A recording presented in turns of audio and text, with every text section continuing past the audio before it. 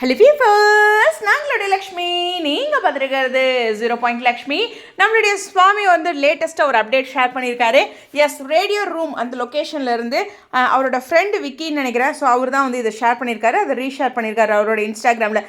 Radio room Chennai இது பற்றி நான் ஆல்ரெடி சொல்லியிருக்கேன். கண்டிப்பாக வந்து நம்ம விஜய் டிவியோட அந்த நைட்டில் எல்லாத்துக்கும் பார்ட்டி நடக்குதுல்ல, அப்போ வந்து சேனல் அந்த டெலிவிஷன் அவார்டு அப்போல்லாம் மோஸ்ட்லி ரேடியோ ரூம் இந்த லொக்கேஷனுக்கு தான் போகிறாங்க.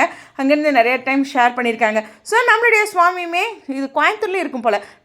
நமக்கு எங்கே இதெல்லாம் தெரியுது. ஓகே, என் மைண்ட் வைஸ் சரி. இந்த இடத்துல ரேடியோ ரூம், இந்த இடத்துல ரொம்ப ஸ்பெஷலாக மியூசிக் ஃபுட் அப்படின்ட்டு ஜாலியாக ஒரு ஃப்ரெண்ட்ஸோட ஒரு நல்ல ஒரு டைம் ஸ்பெண்ட் பண்ணுற இடம் அப்படின்னு நினைக்கிறேன். ஏன்னா அங்கே அந்த சாங்ஸ்லாம் போட்டு எல்லாம் டான்ஸ் ஆடுறது நிறைய டைம் பார்த்துருக்கேன். ஸோ நிறைய செலிப்ரிட்டிஸோட அப்டேட்ஸில். ஸோ ஒரு ஸ்பெஷலான நைட் நேற்று இருந்திருக்கு அவருக்கு அப்படிங்கிறது தான். மேபி பர்த்டேவாக கூட இருந்திருக்கலாம் யாருக்காச்சும்.